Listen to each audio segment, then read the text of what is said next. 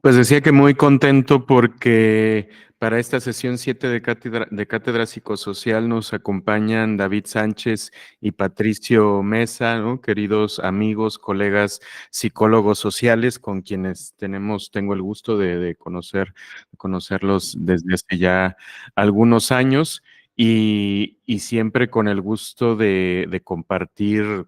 eh, eh, pues cómo vamos en nuestros respectivos, ¿no? Caminos, proyectos y demás en diferentes lugares. Bueno, David Sánchez es psicólogo por la Universidad de Guadalajara, con maestría en psicología social en la Universidad Autónoma de Querétaro, doctor en estudios rurales, ¿no? En la UAM, esa no me acuerdo, David, esa es en la UAM, la de Sí, Juan.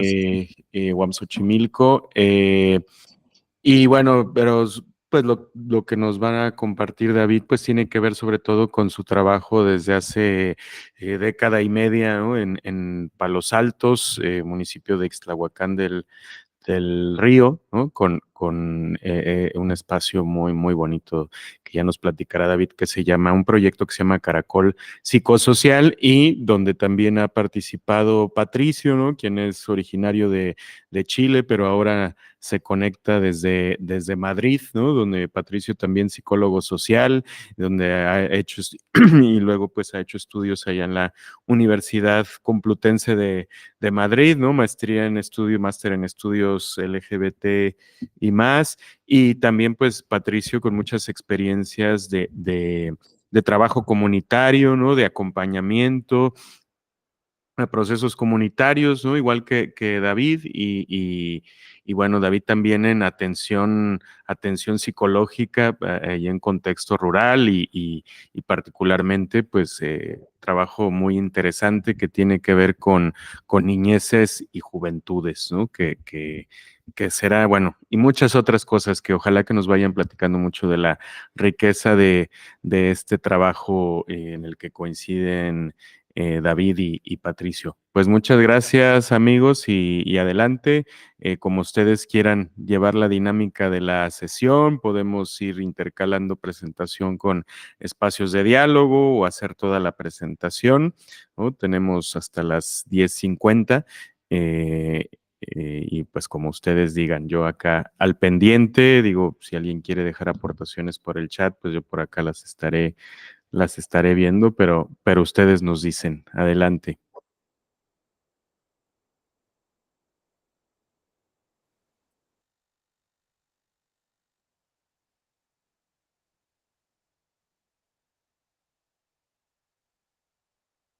Está apagado tu micro, David. Ay, perdón. Sigue pasando. Gracias, Héctor. ¿Ahí se escucha ya y se ve la pantalla? Sí, ahí te Sí. escuchamos y te vemos y vemos tu pantalla. Va. Pues gracias, gracias, Héctor, por la presentación y por la invitación acá a seguir compartiendo, a volvernos a ver y a escuchar. Voy a poner como vista de presentación y me dicen si cambia, si ya se ve como pantalla completa. Sí, ahí se ve muy bien. ¿Y cambia? Sí. Perfecto.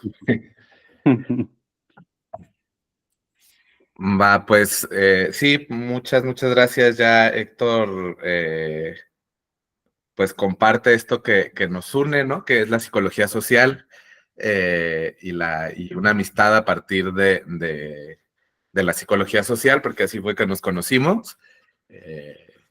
Con Héctor, con Lirva también, y bueno, entre Patricio y yo. Y creo que nuestras historias han estado enlazadas desde ahí, desde la ciudad, desde el campo y desde la psicología social.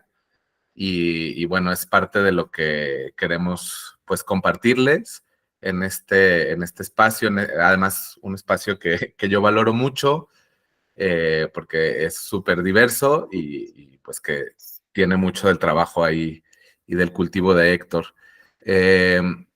Y pues bueno, no sé si Patricio quisieras decir algo para comenzar.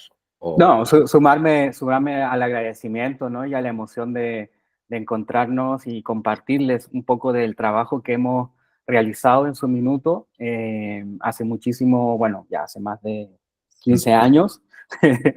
Y luego, bueno, pues como la metáfora siempre del caracol con estas vueltas y ciclos, ¿no? Infinitos que nos hacen reencontrarnos el día de hoy y también reencontrarnos a partir del trabajo en concreto, que hoy día les vamos a presentar una experiencia también que hicimos hace muy poco con estudiantes, ¿no? De psicología, psicología de distintos ámbitos, que dan sustento en el fondo a esta crítica que queremos plantearle, ¿no? Esta reflexión que queremos plantearle esta mañana de la crítica al urbanocentrismo de la psicología. Eso. Gracias. Pues pensamos la exposición en varios momentos, pensando primero en compartir justo como esta historia, incluso a lo mejor un poco de prehistoria del proyecto que nos unió a Patricio y a mí, que fundamos, que es Caracol Psicosocial. Pero pensamos también en platicarles cómo desde este proyecto finalmente estamos planteando como algunas críticas a la psicología en general, a la psicología hegemónica sobre todo, hechas sí desde la psicología social, pero no solo desde la psicología social. Entonces, bueno, quisiéramos ir comenzando con un poco de historia. Yo trataré de contar lo más breve que pueda la historia para poder luego pasar a los planteamientos que tenemos, pero la idea de la historia, a ver, déjenme, voy a desconectar, perdón, el WhatsApp para que no tenga esas notificaciones.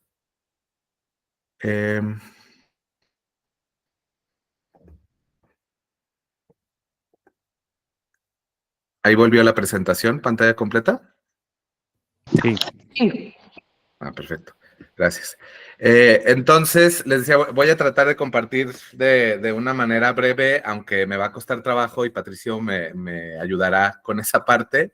Y digo que me va a costar trabajo porque pues son años y años de experiencia desde el 2008, bueno, desde el 2007 que empecé a salir de la carrera de psicología y que se empezó a plantear como un horizonte de trabajo en los espacios donde yo viví toda mi infancia y parte de mi juventud. Y entonces, pues, el mismo afecto con esa historia hace querer contarles muchos detalles. Espero poder lograr ser sintético. Y primero quisiéramos como partir también de nuestro lugar, o sea, de enunciar nuestro lugar de enunciación, ¿no? Decir desde dónde decimos lo que decimos. Y inicialmente, pues ya lo hemos nombrado en esta presentación, además de esa formación en la psicología social, también hay un interés por las prácticas narrativas, que en específico, sobre todo en mi caso, que soy originario del lugar donde he desarrollado gran parte de mi trabajo, hay un asunto como de la reflexividad, de entender esta noción de las ciencias sociales, de que las ciencias sociales, la psicología social, somos nosotros pensándonos a nosotros mismos, y a veces se asume más, a veces se asume menos, a veces se asume desde un ejercicio solo de los otros y no de nosotros, y que esa reflexividad, el volver la psicología hacia el espacio de vida, pues no solo fue desde la reflexividad de las ciencias sociales, sino también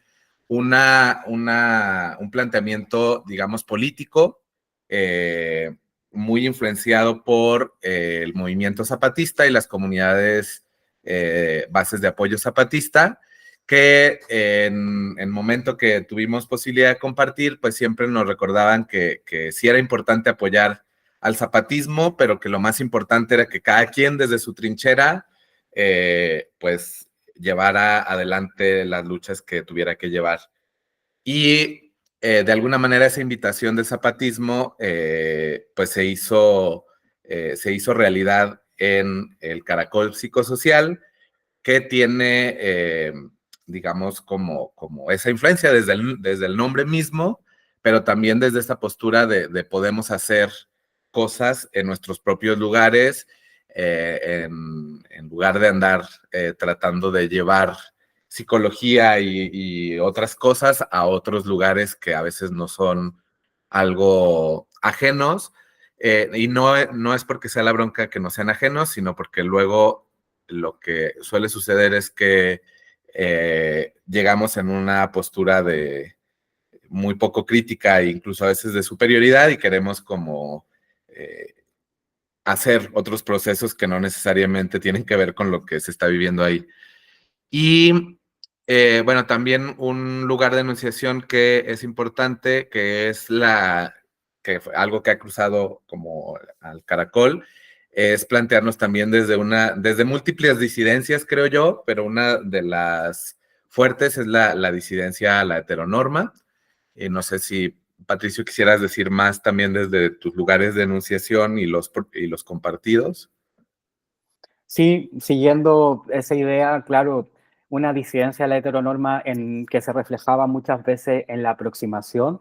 David es de ese lugar, ¿no? Nació en Palos Altos, sin embargo, yo como persona migrada, pues me acercaba y ese acercamiento también rompía con esta lógica, ¿no? De colonizar, de intervenir y más bien en un principio ser testigo, ¿no? Ser testigo y participar de, en una observación y luego construyendo con los diferentes colectivos con los que trabajábamos las rutas a seguir, donde básicamente muchas de las propuestas o lógicas de intervención o momentos que se nos enseñan como etapas consecutivas para desarrollar un trabajo comunitario, pues no se ajustaba a la realidad en la que estábamos, ¿no? Entonces teníamos que echar mano a distintas formas de abordar las problemáticas y esa creatividad nos permitía también hacer cosas con los demás que se escapaban un poco a los discursos dominantes, no solo la psicología, sino también a lo que hacían dos hombres como psicólogos trabajando en ese contexto, por ejemplo, a veces solo con mujeres o a veces solo con infancias o niñeces, por eso fue una vuelta también del Caracol, ¿no? O con juventudes. Entonces, bueno, para nosotros siempre es importante enunciar desde qué lugar estamos contándole la experiencia, porque evidentemente no es un lugar neutro. Gracias. Y pues pasando, digamos, como al asunto temático que convoca la cátedra, también quisiéramos decir como algunos referentes que, digamos, inicialmente, además de esta reflexividad que ya hablaba, también había como unos posicionamientos teóricos, digamos, desde los cuales nos animábamos a hacer lo que hacíamos y pues creemos también importante nombrarlos. Los agrupamos, digamos, como en tres y en algún texto los nombramos como psicologías sociales latinoamericanas. La primera de ellas, y que fue de donde surgió, digamos, como el Caracol también como propuesta, es la psicología social de la liberación del jesuita Ignacio Martín Baró, que, bueno, pues propone, entre otras cosas, liberar a la psicología de los modos de hacer hegemónicos y de las propuestas teóricas hegemónicas hechas en Europa y en Norteamérica, y esto lo propone, y además le costó la vida hacerlo y proponerlo, lo propone en un contexto pues de suma violencia en la guerra en El Salvador. Relacionado con psicología de la liberación, pues la psicología comunitaria, cuya máxima exponente, digamos, latinoamericana es Maritza Montero, pero también en México tenemos a Eduardo Almeida, que también nos inspiraba mucho, y en Colombia a Carlos Arango. la psicología comunitaria relacionada con la psicología de la liberación también nos animaba a hacer trabajo comunitario, orientaciones más allá de la psicología, digamos, clínica, de consultorio, y desde ahí también nos motivaba y nos movía a hacer cosas. Y otro referente que también estuvo muy presente desde el inicio es la psicología colectiva del mexicano Pablo Fernández Crisliev. De acá, sobre todo, nos llamaba mucho la atención los planteamientos sobre las formas, sobre las formas de ser y de estar, las formas políticas, lo estético, lo colectivo también. Pero en ese sentido, también quisiera decir que una de las cosas que nos llamaba la atención para luego pegarle al asunto del urbanocentrismo es que habla en algún texto Pablo Fernández de los centros.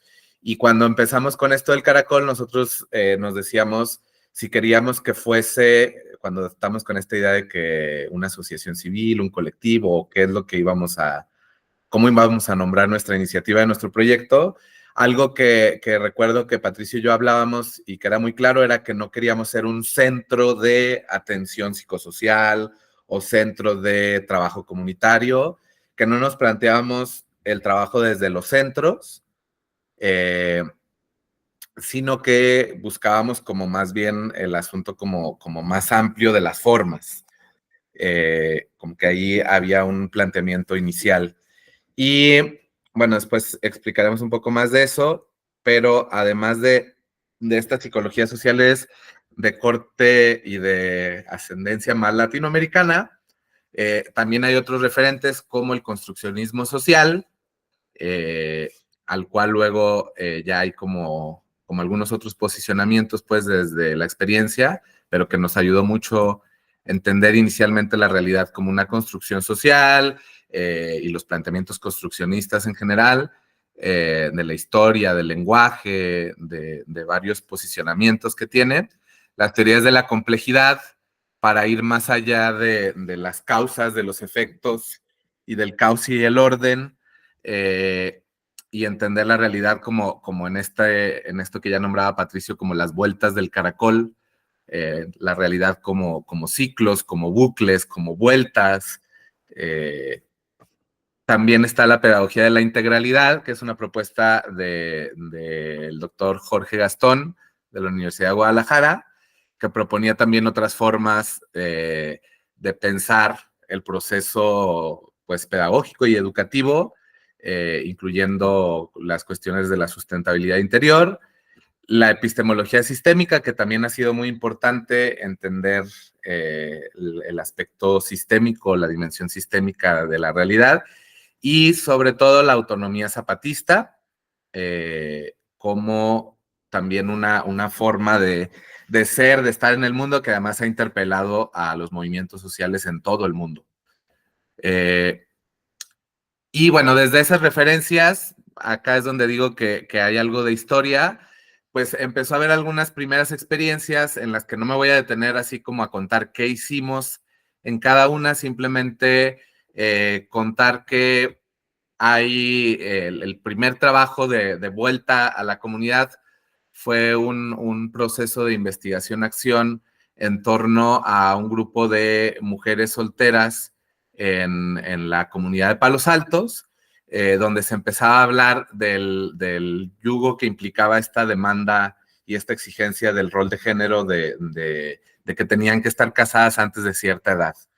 Y a partir de eso se trabajaron algunas cuestiones en relaciones de género, de lo que implicaba esa situación en su contexto.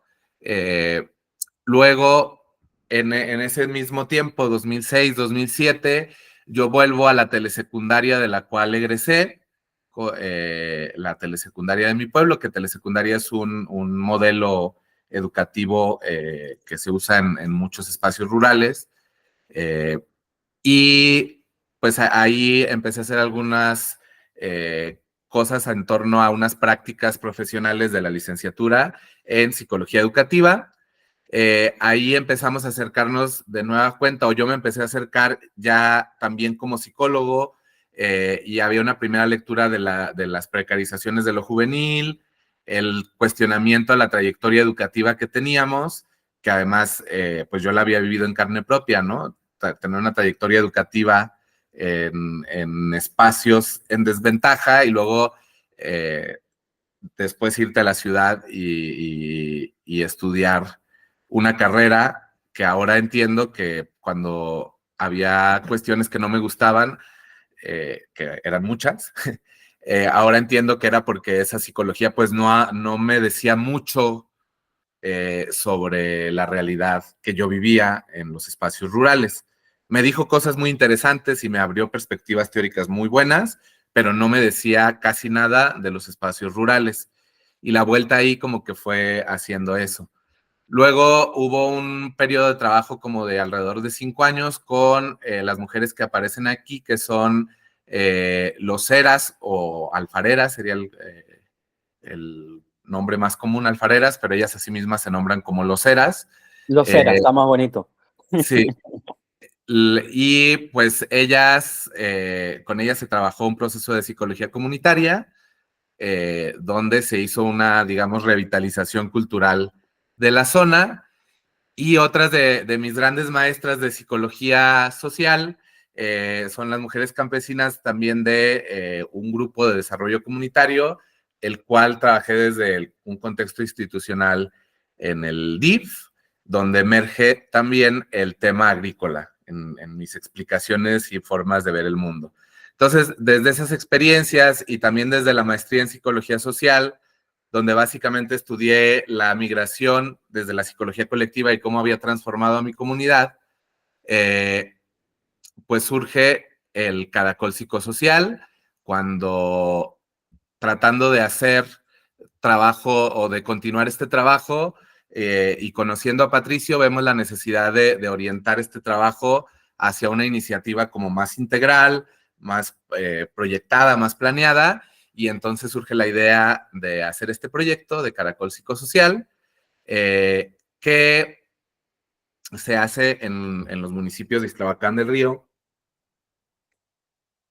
y de Cuquío, y que, digamos, no me voy a detener en el detalle, hay misión, visión y esas cosas, pero que básicamente nos planteamos cómo contribuir a esa transformación a partir de algunos quehaceres muy específicos que considerábamos tienen que ver con el ejercicio de la psicología social, que es abrir proyectos de sensibilización y educación, gestar y acompañar proyectos colectivos, la parte de consultoría psicosocial y terapéutica, la documentación y la investigación, que siempre fue importante, justo reconociendo que la psicología poco decía de contextos como en el que vivía, pues era importante documentar e ir investigando sobre lo que ahí sucedía desde esta perspectiva. Y uno último que era buscar la creación de la autonomía de este espacio.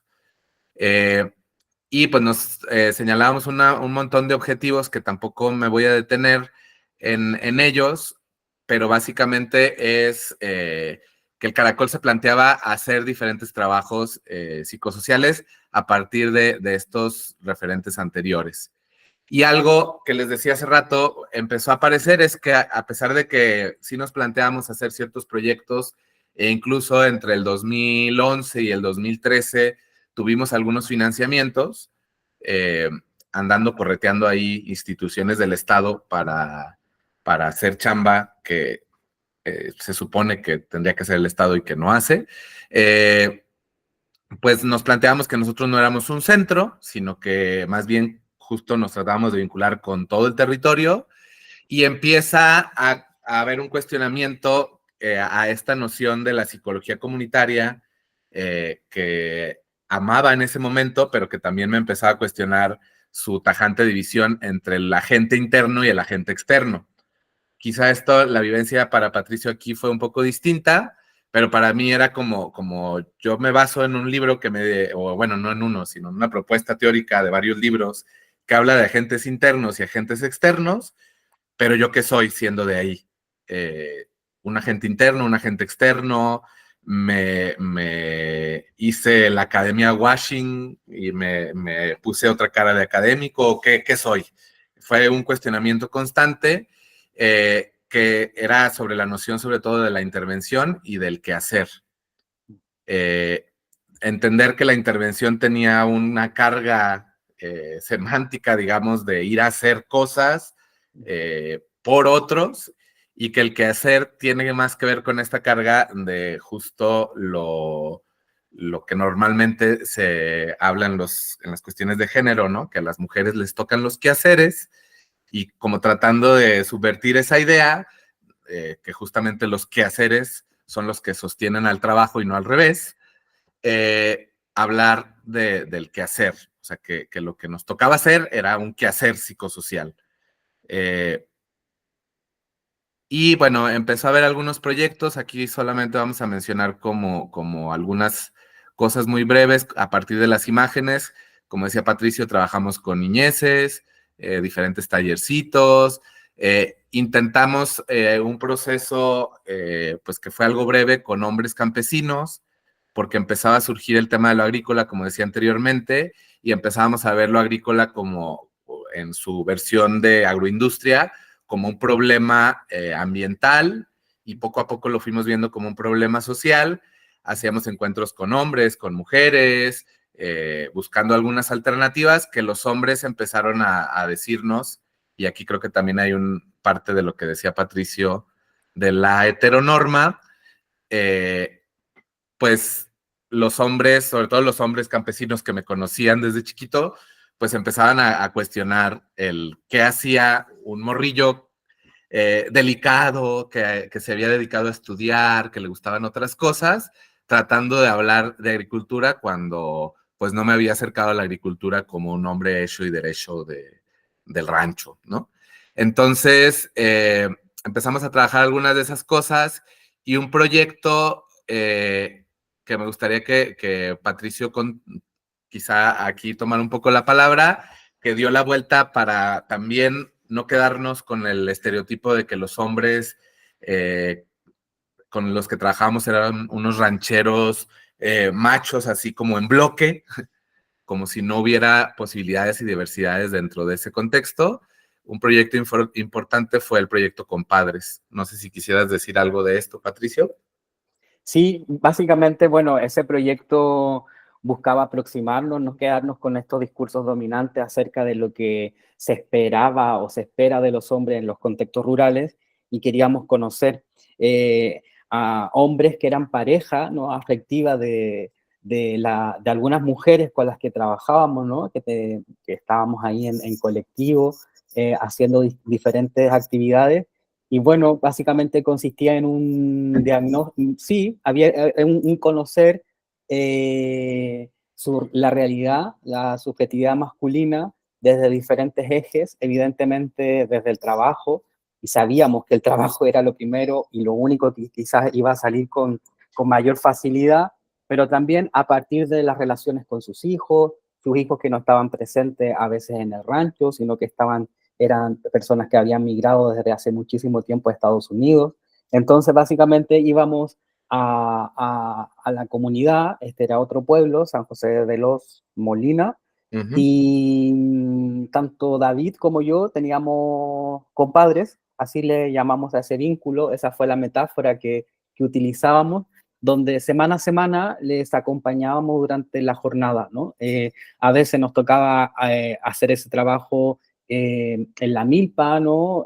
O cuidando el ganado, o en fin, también a medida que avanzó el tiempo íbamos logrando un vínculo de mayor cercanía y afectividad, donde nos permitían entrar a sus casas y ya empezar a ver cómo estos hombres también hacían actividades que se suponía que la literatura nos decía que no hacían, como por ejemplo cuidar a sus hijos, cocinar, ¿no? Evidentemente ellos también lo decían de una forma normativa, ¿no? A veces no con mucho orgullo, sino que había un proceso ahí que estaba ocurriendo y nosotros éramos testigos de aquello. Y ¿Puedo? simbólicamente, ¿me escuchas? Sí. Ah, perdón. ¿Quieres intervenir? ¿Decir algo? Sí, quizá para Perdón. profundizar solamente que hace unos minutos les mostraba las fotos de 2 grupos de mujeres y que justo los compadres eran esposos de estas mujeres que yo hablaba que eran mis maestras de psicología social Así y es. que justo con las mujeres había sido como muy fluido el trabajo con grupos y ya con Patricio platicando veíamos que a pesar de que, digamos, a mí me tocaba ir a estas comunidades y convivir con estos hombres, de manera individual podía haber una convivencia muy fluida, pero cuando les invitaba a los grupos me decían que sí, pero no me decían cuándo y no iban. Y entonces fue que salió esta estrategia, o sea, que observamos que el mismo planteamiento de un grupo para hablar de sus vulnerabilidades y de sus necesidades pues no iba de acuerdo a lo que también leíamos de masculinidades, de que a los hombres nos cuesta trabajo compartir con otras personas nuestras necesidades y vulnerabilidades, y que era importante entonces el vínculo personal con la apuesta de que después de algunos meses de acompañamiento así individual, podíamos pasar a un proceso grupal. Y esto es lo que Patricio estaba, parte de lo que estaba hablando. Perdón, Sí, Patricio. sí, no, muy bien. Y de hecho me acuerdo que logramos, ¿no? Logramos luego como actividad reflexiva final convocarles en el mismo lugar donde se juntaban las mujeres, espacio que para ellos lo significaban como un lugar de argüende, puede ser como que en el fondo las mujeres iban a perder el tiempo. Y, y fue muy bonito porque ahí también en esa reflexión que hacíamos, donde visualizábamos que muchos de los problemas psicológicos estaban relacionados con problemáticas o estructuras sociales, por ejemplo, el precio del maíz, el precio del tomate, del jitomate. Entonces, eso acarreaba muchas veces una serie de malestares en los hombres que no estaban esos vínculos, no se veían con total claridad. Y fue muy gráfico también cuando estábamos en esa reunión entre hombres, entre compadres, donde uno de los comentarios todavía recuerdo que de uno de los hombres que decía, porque al principio decirles proyectos para ellos era sinónimo de ayudas para la agricultura, ayuda para Proyectos los productivos. insumos, ajá, exacto, proyectos productivos. Entonces, cuando estábamos en esta reflexión donde veíamos todas las problemáticas psicosociales finalmente, ¿no? Que se veían como tal, muy gráfico, uno de ellos pide la palabra y dice, ¿no? Que había logrado comprender para qué servían, ¿no? Estos tipos de proyectos. Y cuando les preguntábamos, bueno, ¿para qué a él le había servido? Y él nos decía, ¿no? Para hablar de lo que no se ve. Eso fue lo que nos comentó en esa oportunidad. Bueno, entonces, bueno, así seguimos con compadres y bueno, lamentablemente luego nuestra apuesta era generar un proceso, como bien decía David, ¿no? De más colectivo, de grupo, pero por distintas circunstancias ya no pudimos seguir colaborando. Yo quisiera decir también, bueno, invitarte, Patricia, que hablaras de la estrategia de Sí, devolución de ese proyecto.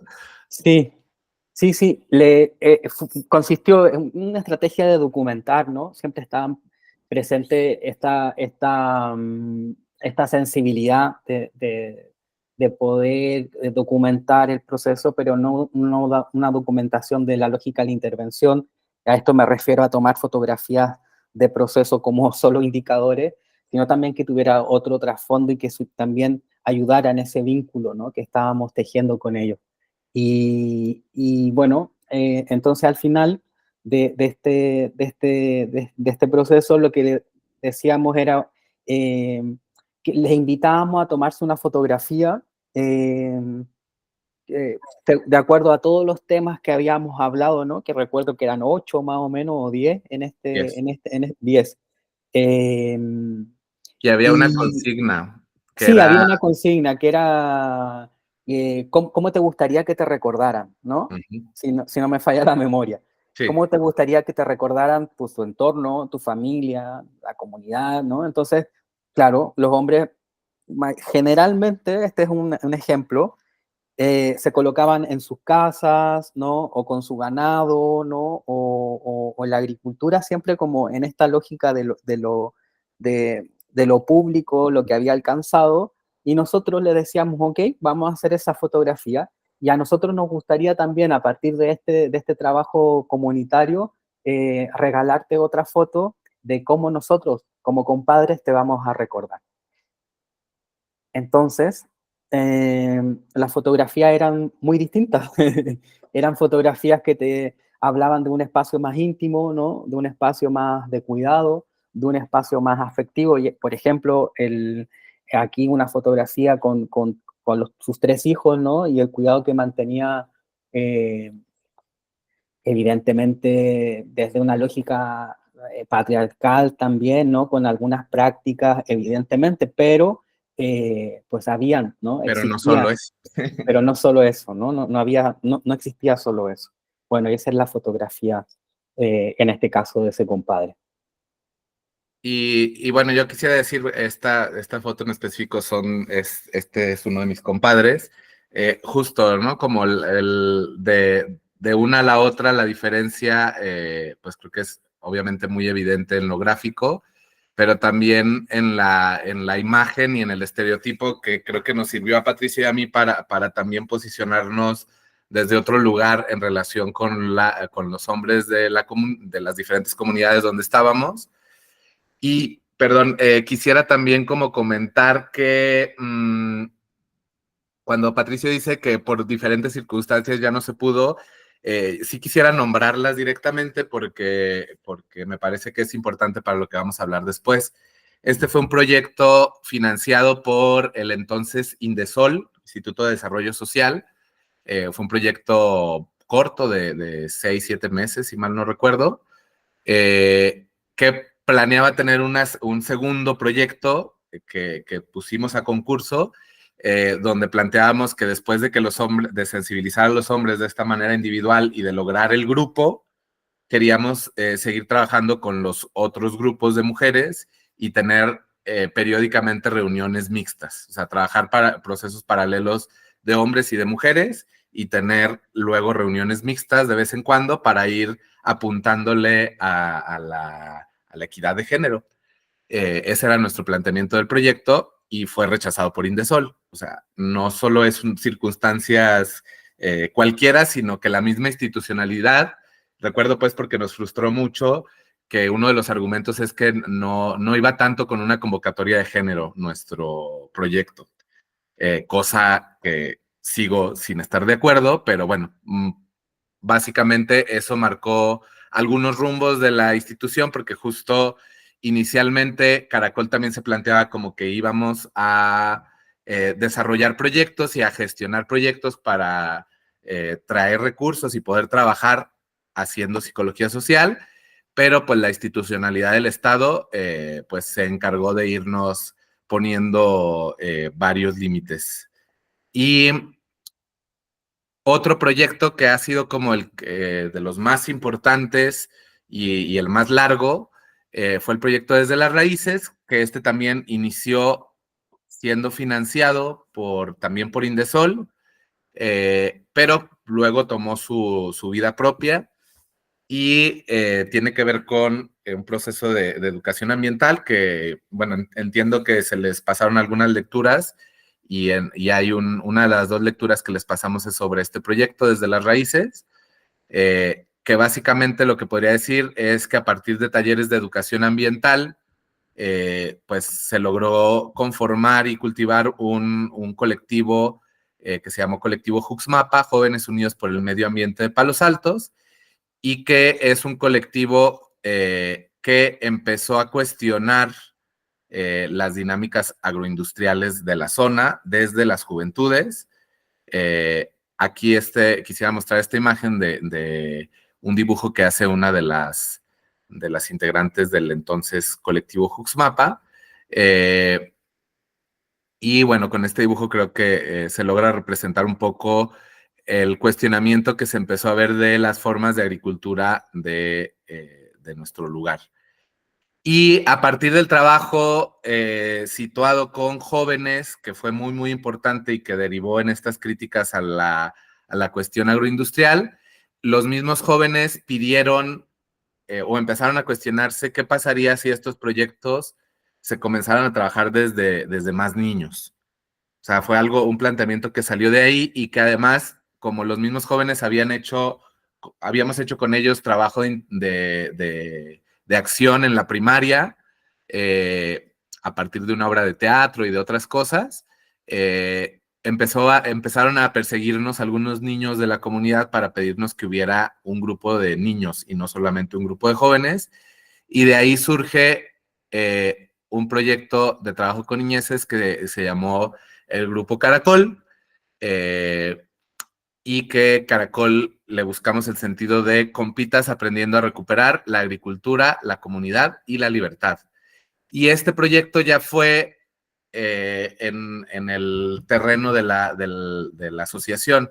Los primeros años no teníamos como un lugar fijo, rentamos una casa, a partir de ahí hacíamos las reuniones, por ejemplo, del colectivo Juxmapa, y después ya las mismas redes familiares, en específico mi propia familia, y me heredaron, digamos, un pedazo de tierra, y en ese pedazo de tierra empezó a tomar forma esta cuestión de la construcción de autonomía. Es un pedazo de tierra pues pequeño, pero que para nosotros implicó como la posibilidad de empezar de entrada a sembrar con niños, niñas y jóvenes. Y además este grupo de compitas pues era facilitado ya no solo por los psicólogos, sino también por los mismos jóvenes, por algunos de los jóvenes y de las jóvenes del colectivo Juxmapa, lo cual empezó a tener como una cuestión como de ciclicidad. Y pues en todo este trabajo, algo que fue surgiendo fue la cuestión de qué implicaba lo urbano. Porque, bueno, por ejemplo, con los jóvenes empezábamos a hablar de esta exigencia de irnos a estudiar a la ciudad, pero entender también que era un fenómeno más amplio, que en general lo enmarcamos en la modernidad como una matriz civilizatoria que está en crisis, pero además el urbanocentrismo también entendido como justo como decía hace rato, el centro. ¿Dónde está el centro y a dónde van los recursos, a dónde van las personas? Y desde dónde se plantea, por ejemplo, a nivel territorial, la cuestión dicotómica de lo urbano y lo rural como si fueran dos bloques separados, cuando en realidad lo urbano sobrevive a partir de lo rural, a pesar de que el discurso hegemónico es que en lo urbano está lo desarrollado, lo adelantado, lo progresista, incluso en el tema por ejemplo, de las masculinidades, ¿no? Los hombres de la ciudad ya son más libres y los hombres de rancho, sombrerudos, son machos. Y así como eso, otros estereotipos que, por ejemplo, podría hablar de la psicoterapia. Cuando yo empecé a trabajar esta parte más psicoterapéutica, siempre mis compañeros, compañeras, incluso algunos profesores y personas, una de las primeras preguntas que me hacen cuando digo que trabajo psicología en espacios rurales es, ¿a la gente del rancho le interesa ir a terapia? ¿Sí participan? ¿Sí van? Como si fuéramos una cosa rara, extraña, que no le interesa esta cosa tan racional y evolucionada que es la terapia, cuando en realidad al principio me incomodaba mucho esa pregunta, pero no sabía cómo plantear una respuesta. Y mi respuesta de hoy, que a veces no la digo para no ser grosero, pero la pregunta es, y bueno, porque además no siempre esa pregunta me la hacen psicólogos, pero cuando me la hacen psicólogos sí me animo y les digo, ¿a la psicología le interesa el rancho? No me preguntes si al rancho le interesa ir a sesiones de psicología. ¿A la psicología le interesa lo que pasa en el rancho? Y pues mi respuesta es que no, o sea, que nunca le interesó, y que lo que hemos construido ha sido a partir de apostarle a estar ahí. Y Y además, bueno, ahorita pongo el tema de lo urbano en el centro, pero esa dicotomía de lo urbano y lo rural, pues es solo una, y aquí entra la parte de las formas de Pablo Fernández Crisliev, solo una de las formas en que se presenta la modernidad en su afán dicotomizador en la realidad, ¿no? Y hay otras dicotomías jerárquicas, hombre-mujer, adulto-infante, razón-emoción, individuo-sociedad, ciudad-campo, y en cuanto a narrativas, narrativas dominantes y narrativas subyugadas o de los subyugados.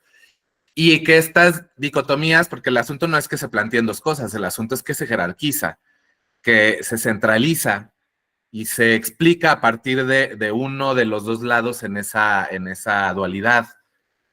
Entonces ya, ojo con el asunto de la narrativa, no es lo mismo hablar de dicotomía que de dualidad, y no es lo mismo hablar de jerarquía que de complementariedad. Y digamos, a partir de los mismos procesos empezamos a cuestionar un poco esto, porque, por ejemplo, en el caso del adulto y del infante, o incluso del adulto y del joven, pues siempre está esta noción de cuando seamos adultos vamos a saber, cuando seamos adultos vamos a comprender, porque el infante es el sin voz, de ahí viene un poco la palabra infancia, y el joven pues es alguien que está en preparación, digamos en la narrativa dominante de las juventudes. Y entonces es importante como reconocer esas dicotomías, y reconocer qué pasa en esa parte donde luego la dicotomía no alcanza a narrar lo que pasa, que fue el rancho, por ejemplo. Vamos a hablar aquí ahorita, ya entro al cuestionamiento a lo agroindustrial. ¿Qué pasa en un rancho como en el que yo vivo? Pues de entrada que la lógica agroindustrial transforma no solo la forma de trabajar y de producir en la tierra, sino transforma las relaciones sociales. ¿Y esto para qué? Pues para que acá en la ciudad puedan comer barato, básicamente. Y entonces empieza a posicionarse el asunto desde otro lugar, cuando pensamos que toda esa transformación, todo ese sacrificio social y ambiental que implica que haya zonas como los alrededores del lago de Chapala, sacrificados y envenenados para los berries que se van a desayunar los gringos o los japoneses, porque Jalisco exporta berries a otros lugares y Jalisco es gigante agroalimentario, pues que eso tiene un costo que no está narrado en la narrativa hegemónica, que es el costo en las familias campesinas. Y que además es un costo que juega, por ejemplo, hablando de temas de lo lingüístico y del análisis de discurso, que juega con los símbolos de la comunidad y los símbolos del campo. Por ejemplo, esta publicidad, que la veo y me sigue pareciendo engañosa y me enoja, donde, por ejemplo, aquí directamente esta empresa transnacional agroindustrial, pues sustituye los granos de maíz por monedas, y lo dice directamente, ¿no? Sus semillas son dinero. Obviamente la parte que no dice en su narrativa es que es dinero para ellos, para las empresas, y no para la gente de las comunidades como la mía. Y ese cuestionamiento a lo agroindustrial, pues parte de las y los jóvenes que nos empezamos a cuestionar desde lo ambiental, qué estaba sucediendo en la comunidad, y que en ese proceso además empiezan a suceder procesos de aceleración de la agroindustrialidad, que se vieron muy marcados en la cuestión de la fumigación aérea, que ahí está el consultorio del Caracol, muy, muy pintoresco el espacio. Por acá en esta esquina está nuestra huerta que queríamos fuera agroecológica, donde sembrábamos con niños, con jóvenes, y de este lado está la puta avioneta envenenándonos, porque obviamente estamos rodeados de monocultivo de maíz. Y mi expresión poco académica sobre la avioneta, pues tiene que ver con que ese día que tomé la foto fui bañado con agroquímicos, en mi propio cuerpo, no solamente en nuestro proyecto donde estábamos hablando con niñas y niños de construir alternativas agroecológicas, sino pues poner el contraste de qué es lo que significa apostarle a esto en un lugar agroindustrial. Y a partir de esa experiencia, empieza a haber también una movilización a nivel comunitario que básicamente fue muy promovida desde las y los jóvenes para cuestionar sobre, pues finalmente, qué nos quedaba de esas dinámicas agroindustriales. Y pues hubo un movimiento que también generó pues unas rupturas ahí comunitarias, porque obviamente hay sectores de la comunidad y los entendemos, pero no justificamos, que pues trabajan de esta manera, que son la mayoría, y que se sintieron amenazados al ver cuestionado esto, pero que esto, digamos, brevemente hablaré, pues tiene unas consecuencias, además de ambientales, porque ha modificado la dinámica ambiental, ha disminuido drásticamente la diversidad de plantas, de animales, de cultivos de la zona. También tiene un correlato a nivel de la salud, porque por investigaciones que se han realizado y que aterrizamos en esta zona, pues la zona, que es la zona entre Ixtlahuacán y Cuquío, y sobre todo esta parte de a medias, no sé si se ve el cursor, que es la parte que se ve blanca. La parte que se ve blanca en este mapa de arriba es la correspondiente a los monocultivos. En ese entonces de maíz, en los últimos 4 años, mucho de ese maíz ahora es agave, y el panorama se pone todavía peor con el agave. Pero bueno, ya saben que otra vez que Jalisco es el gigante agroalimentario y exporta tequila para que los grandes artistas tengan su propia marca de tequila. Pero a nivel de salud, pues la zona más agrícola, que es la zona del centro, que es donde está mi comunidad Palos Altos y otras comunidades, que se le llama el Valle Maicero de Cuquío, pues resulta que cruzando con datos oficiales sobre muertes por cáncer, resulta que estamos arriba de la media nacional en muertes por cáncer. Y que además, estas muertes por cáncer que están muy marcadas aquí, que se dan en los puntos rojos, básicamente el segundo mapa es una especie de semáforo.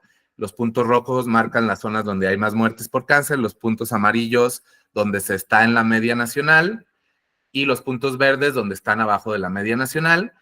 Y pues el mapa para mí es terrorífico, quizá no lo estoy explicando a nivel muy detallado, pero el terror que podría decir que se ve aquí es que justo la zona más agrícola es la zona con más cáncer.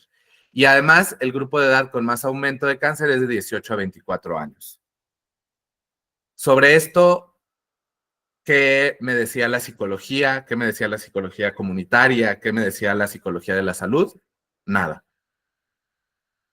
Y fue todo un proceso, digamos, hasta el 2015, que fue cuando digamos, se marca otra etapa en el Caracol y en el trabajo con las comunidades, que, digamos, entro al doctorado en desarrollo rural para, pues, tratar de sistematizar toda esta experiencia y más, porque les contamos muy brevemente, de lo que habíamos trabajado con niñeces, con juventudes, con mujeres y con hombres de estas comunidades, y me enfoqué en la parte de juventudes, por lo que les decía de que uno de los proyectos más fuertes había sido el proyecto de trabajo con jóvenes. Hasta ahí, Patricio había participado en los diferentes procesos, y a partir de que justo entró al doctorado, Patricio y yo ya no continuamos trabajando juntos, pero digamos, lo que pasa después del 2015 en adelante es como una fundamentación de lo rural, de entender lo rural, y digamos, aquí ya le vamos a ir dando paso a la última etapa, que es entender no solamente que estamos en un lugar rural que es agrícola, sino entender que existen estrategias de poder que se entretejen en el trasfondo cultural del desarrollo agrícola y los regímenes alimentarios y que hay tácticas de subjetivación en marcha para construir esas corporalidades para ese sistema económico agroindustrial, que el agronegocio industrial que expande sus campos, sus tentáculos sobre los campos del mundo, es decir, es algo que reconocemos que no solo pasa ahí, no solo puede pensarse exclusivamente como un sistema tecnológico y económico político, sino como una compleja relación de significaciones culturales y yo diría psicosociales que le dan sustento a esa configuración estructural. ¿Qué quiero decir con esto? Que para mí esta cita que no viene de la psicología social es la que me habla más del asunto psicosocial en ese panorama. Y desde ahí empieza a tomar como más fuerza en esta nueva etapa el cuestionar al urbanocentrismo, al reconocer también cómo habían sido esas dinámicas, porque la primera parte que les contábamos tiene que ver con que pues Patricio ya había estudiado la maestría de psicología social, yo estaba estudiando la maestría en psicología social y digamos, tratamos de utilizar algunos referentes teóricos, los más abiertos, los más libres, para construir alternativas en este espacio rural. Pero luego, cuando ya empieza a tomar forma y a entender lo que pasa en lo rural, algo que sucedió, o que me sucedió específicamente a mí, es que la psicología social no hablaba de lo rural y los estudios rurales, el sujeto tradicional de los estudios rurales había sido el hombre campesino, y entonces en los estudios rurales no se hablaba, ya últimamente sí, pero no se hablaba de lo que pasaba con las niñas, con los niños, con las juventudes y con las mujeres en el campo.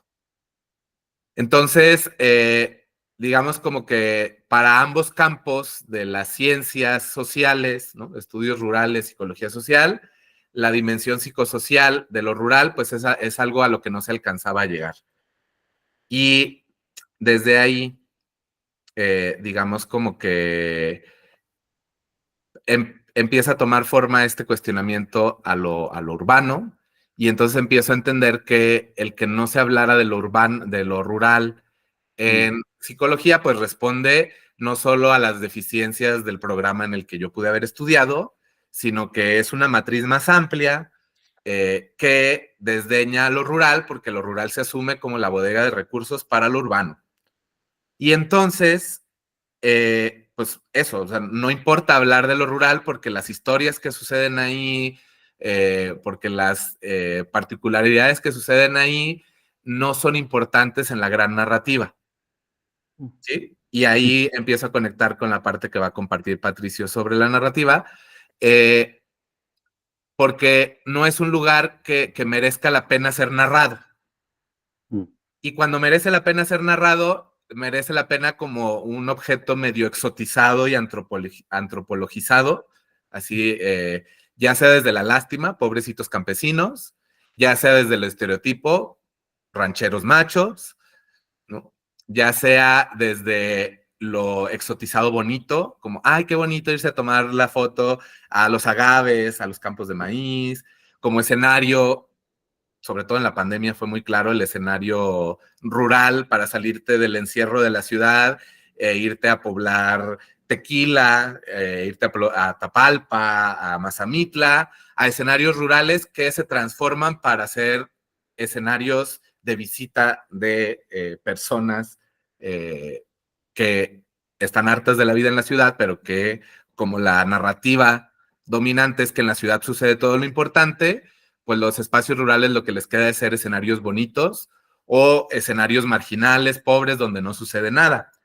Y entonces, digamos, como puesto el cuestionamiento así, pues para mí era importante decir, es que eso también es una cosa psicosocial, es un fenómeno psicosocial, y empiezo a decir, para poder hablar de eso, hay que reconocer que hacia dónde va el centro.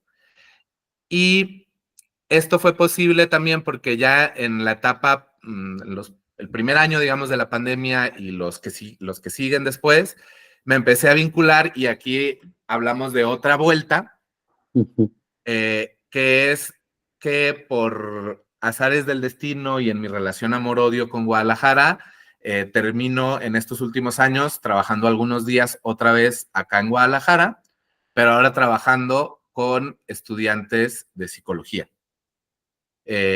Formando estudiantes de psicología, y a partir de esa vuelta al espacio psicosocial, a la universidad donde yo había salido, donde la universidad me decía poco o casi nada de los espacios rurales, a tener la posibilidad de estar en un espacio de incidencia donde podía hablar de lo rural.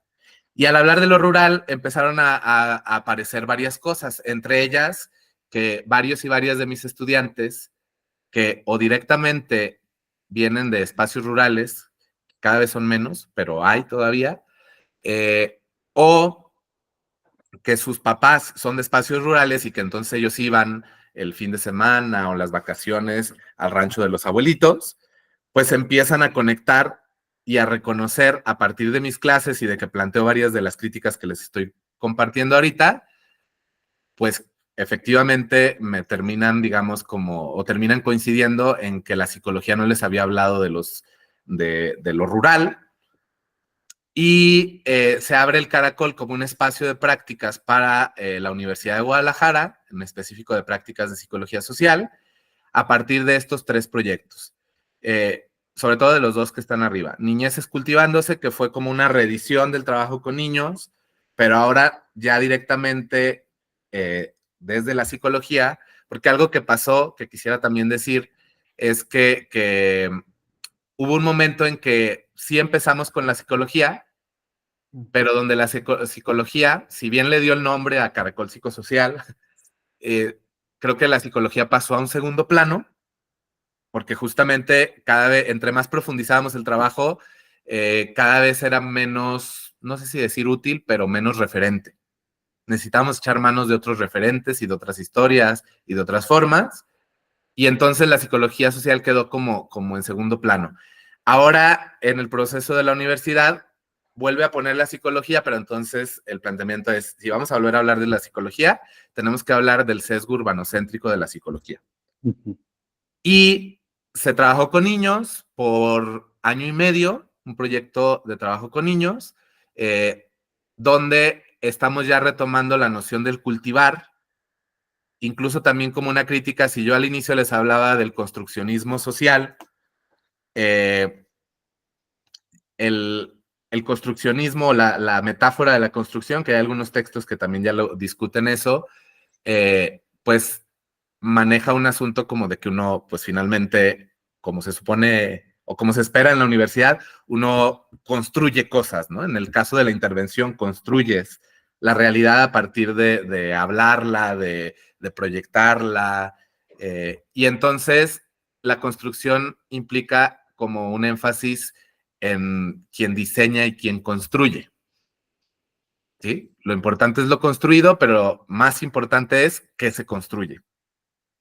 En la parte del cultivar, lo que reconocemos a partir de todo este asunto que ya les compartíamos de estar en territorio, de ver la relación de las personas con las plantas, de ver cómo se va acabando esa relación o cómo se va transformando en algunos casos, hablar de cultivar, y yo aquí les pongo esta metáfora a mis estudiantes en las clases.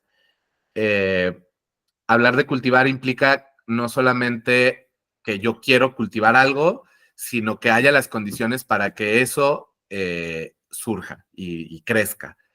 Y además, el cultivar implica una noción de cuidado que en el construir no la vemos de la misma manera. Y el cultivar también implica que hay una potencia en lo cultivado. O sea, que no es, o sea, me parece como muy humanocéntrico pensar que nosotros solos construimos la realidad, como si solos estuviéramos en el mundo, cuando la realidad la construimos en conjunto con el mundo. Entonces, acá más bien hablo de procesos de cultivar. No sé si está por acá Grimaldo, Cristian Grimaldo, pero con él ya vamos a hablar de cultivacionismo social en lugar de construccionismo social, pero estas metáforas ya trabajadas con estudiantes de psicología. Otro tema que hablo, y ya casi voy a darte paso, Patricio, perdón, es que, y en todas mis clases lo he hecho, llevo 4 semestres dando clases,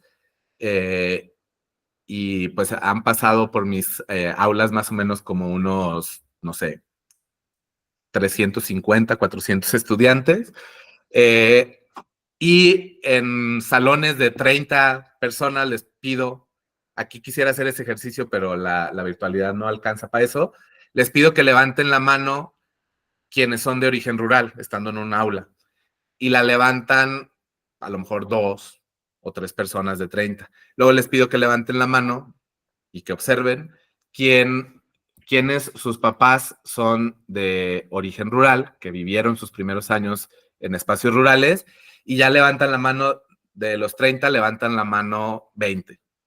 Y les pido que después, pues además que se observen, que levanten la mano quienes sus abuelos son de espacios rurales, y prácticamente la levantan todos. Si acaso 1 o 2 no la levantan. Entonces yo les hago la pregunta de ¿eso qué significa? Obviamente lo más obvio es que hace 3 generaciones todavía éramos mayoritariamente rurales. Pero además, ¿qué otra cosa significa?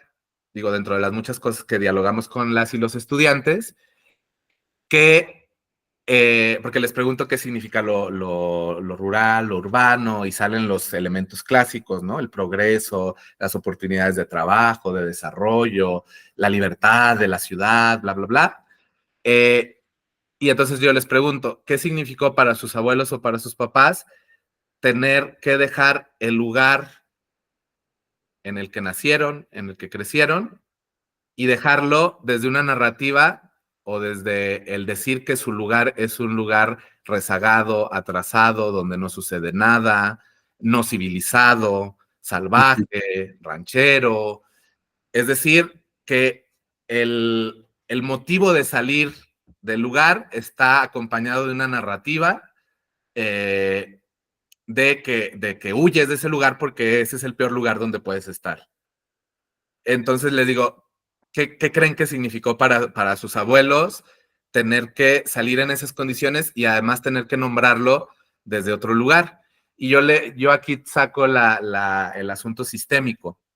Les digo que en la psicología sistémica, en el enfoque sistémico, se habla de lo intergeneracional, ¿no? Ya ven que esta cuestión de que a cuestión de, entre comillas, traumas intergeneracionales, lo que sucede 1 o 2 generaciones atrás nos sigue marcando en el sistema familiar. Entonces les pregunto, ¿de qué manera ustedes creen que esa salida de sus abuelos o de sus papás de su lugar de origen para establecerse en una ciudad en la cual además ahorita, hoy por hoy, no escucho a alguien que esté contento viviendo en la ciudad, ¿no? Coexiste la narrativa de que acá es el mejor lugar junto con la narrativa de que es el peor lugar, con las rentas más caras, con la comida más fea, transportándote 3 horas para llegar a la escuela. No sé si me doy a entender el contraste. Es decir, a pesar de que suceden cosas horrorosas acá, la narrativa hegemónica sigue siendo que acá es el lugar más chingón. Y entonces, les digo, ¿qué dice la psicología de eso? Y obviamente la respuesta es que no dice casi nada, ¿sí?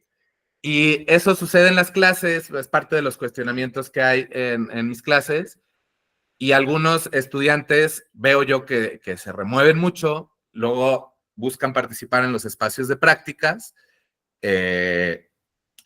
Tenemos este de niñeces, abrimos uno de juventudes rurales. No voy a profundizar mucho, es solo un proceso de acompañamiento con jóvenes estudiantes de un tecnológico en un contexto rural en Cuquío, que también viven un montón de cosas, y estamos ahí tratando de entender cómo lo viven. Y un proyecto más reciente que trata de poner a dialogar algo que a los estudiantes les gustaría dialogar, pero que la institucionalidad no se los permite, que es la neuropsicología y la psicología social.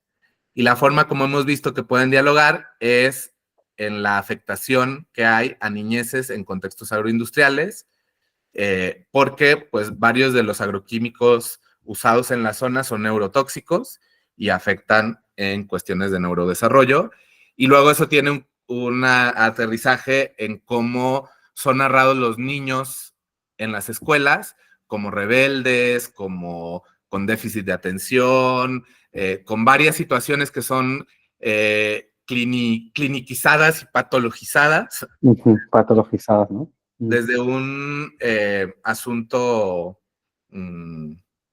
pues muy psicológico individual, sin entender que son niños que están expuestos a sustancias que alteran su neurodesarrollo desde antes de nacer. Y pues desde ahí... Y perdona, y sin entender que probablemente esas respuestas, es decir, ese comportamiento diferente, es una respuesta activa de estas niñeces que tienen para hacer frente a al contexto que están viviendo, ¿sabes? Y que solo se ve como la patología, ¿no? Como víctima de esta situación, que sin duda pues son afectados principales, pero que también tienen respuesta, tienen otras, pues, ¿no? Otras formas de hacer, ¿no? Que no son solo de ellos. ¿Te Claro, claro. parece si seguimos con... Sí, ya justo lo que iba a decir es que esto es lo que se está haciendo actualmente en psicología social, en la UDG y en el Caracol, en los espacios de prácticas. Eso le da un nuevo sentido, digamos, al Caracol, porque es una etapa donde después de, digamos, emocionarnos con la psicología social latinoamericana y los referentes que mencionaba, tratarlos de dialogar con el contexto rural, luego soltarlos porque se necesitaban otros referentes y luego volverlos a tomar porque en la formación de psicología creemos necesario hablar de este sesgo urbanocéntrico de la psicología, pues es una nueva etapa donde la psicología vuelve a tomar, la psicología social toma otra vez, digamos, más espacio en las reflexiones y desde ahí entonces le doy cabida a, o más bien se involucra Patricio otra vez, que ya estaba en otro espacio, para recuperar la experiencia de estas y estos jóvenes que se están formando en esta perspectiva. Sí. Y, perdón, ahí va. Sí. No, me quedaba pensando en que estaba en otro espacio y en otro espacio también cómo podíamos nosotros ahora, ¿no? En este nuevo ciclo, ¿no? De ser un centro donde recibimos muchísimos estudiantes que realizan distintos quehaceres, ¿no? Durante su desarrollo de práctica profesional, cómo cultivamos, ¿no? Otra psicología considerando el deseo, considerando el querer y también no invisibilizando las condiciones, ¿no? Donde estamos insertos. Entonces, y buscábamos una forma de enriquecer, ¿no? Esta metáfora de cultivar otra psicología. Y esta forma de enriquecer, como bien señalaba David, a partir de la experiencia del quehacer de estudiantes de psicología, bueno, no solo social comunitaria, sino también de algunas vertientes educativas y también de clínico comunitaria. Bueno, David luego me corrige bien porque está más ahí al tanto de ese aspecto. Y bueno, pues así llegué yo y en esta conversación continua, ¿no? Que tenemos de cómo hacer y de revisar lo que hemos hecho, surge la posibilidad desde las prácticas narrativas, retomar, ¿no? esta reflexión. Las prácticas narrativas, bueno, son una forma de conversar que surge desde el ámbito de la terapia familiar. eh, Fue propuesta por Michael White, ¿no? Junto con David Epstein, ¿no? Michael White, un trabajador social, y que tomaba de referente a muchos postulados de Michel Foucault, específicamente la conceptualización, ¿no? Que Foucault hace del poder, donde, si bien es cierto, hay un discurso que es dominante, donde está el poder siempre hay una resistencia, ¿no? Y muchas veces olvidamos cuáles son esas prácticas de resistencia, las invisibilizamos o no las consideramos como relevantes cuando enfrentamos, ¿no? Discursos que no nos permiten vivir. Entonces, bueno, pues hay distintos centros, ¿no? En un poquito de historia, ¿no? En la India, en en Australia, ¿no? También, y yo me formé con el colectivo de prácticas narrativas ahí de México, donde hay un colectivo importante desarrollando tanto trabajo de acompañamiento personal como también acompañamiento comunitario. Y dentro de ese colectivo hay una compañera que se llama Andrea Ortega y ella hace esta definición de las prácticas narrativas. Las prácticas narrativas tienen que ver con maneras de pensar, o sea, como una epistemología, como una manera de sentir, es decir, como una ética de ser, ¿no? Y de hacer política, ¿no? Que contribuyen para que distintas comunidades podamos narrarnos, pero siempre con un horizonte muy claro, siempre con un horizonte puesto en el centro, la dignidad en términos de que las comunidades puedan narrarse en términos propios, ¿no? Y no con en estos discursos, ¿no? que señalaba David haciendo referencia hacia lo ranchero o hacia lo rural que se hace desde lo dominante, ¿no? Eh, la siguiente, David. Gracias. Y bueno, hay 4 prácticas narrativas y que son importantes y queríamos un poco contextualizarlas, ¿no? A lo mejor hay alguien aquí en la sala que sí sabe un poco más de prácticas narrativas, pero bueno, para compartir es súper importante la construcción colectiva de significado, siempre estar con una práctica narrativa es la escucha genuina, el aprender a hacer preguntas, a documentar relatos y a vincular vidas. La escucha genuina es relevante como un gesto de vulnerabilidad, ¿no? ¿A qué me refiero con ello? Como una forma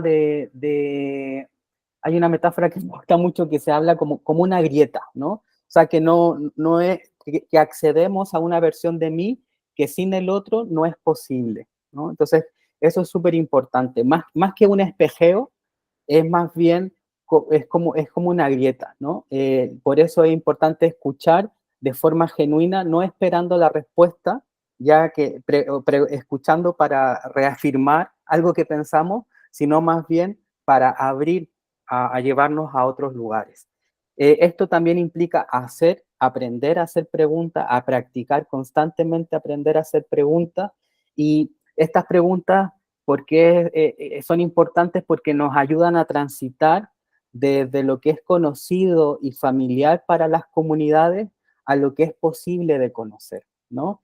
Y aquí hago una pequeña pausa en el fondo porque lo que es conocido y familiar, a lo mejor las comunidades, los colectivos, las personas, cuando sufren o están insertas en contextos muy violentos o con problemáticas muy fuertes, probablemente se vivan desde un solo discurso, ¿no?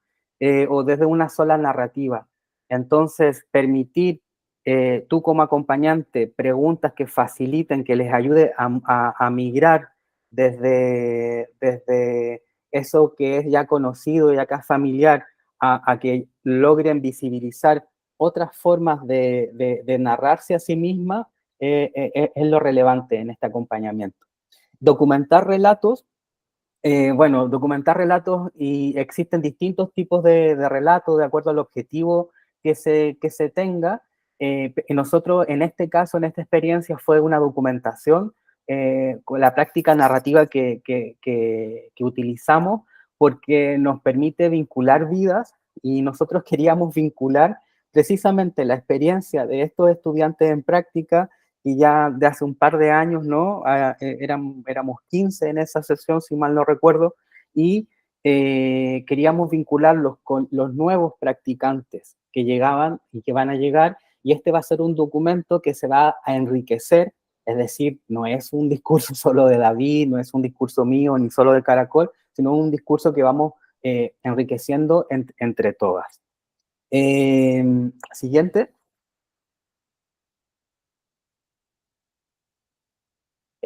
Algo respecto del tema, pensé que le había pasado, porque que me gusta mucho, ¿no? El cómo se ve la documentación desde las prácticas narrativas, yo la veo como una invitación a vivir el tiempo de otro modo, ¿no?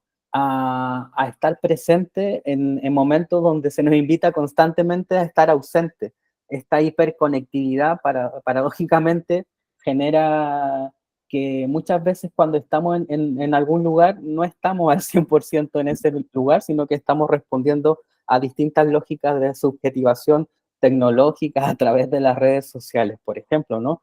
Entonces, bueno, era una forma de honrar el tiempo que cada una de las estudiantes y su paso por el Caracol, honrar su quehacer y también para colectivizar esa memoria, ¿no?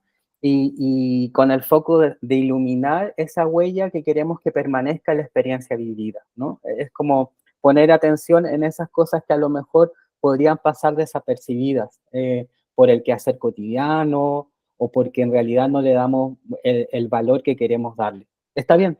Está Perdón. bien, sí.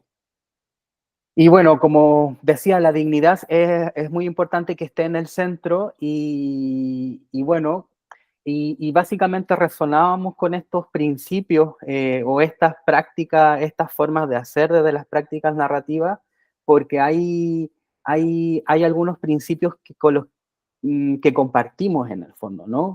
Desde el origen y el quehacer que ha compartido David, principios éticos y políticos que han existido durante el origen y el quehacer del caracol psicosocial. Algunos de estos, la siguiente, algunos de estos principios, claro, que las personas y comunidades son expertas en su vida, ¿no? Eh, Nosotros durante el quehacer, ¿no?, que teníamos con los distintos colectivos, siempre nos resonábamos o nos orientábamos a reconocer los propios saberes campesinos, ¿no?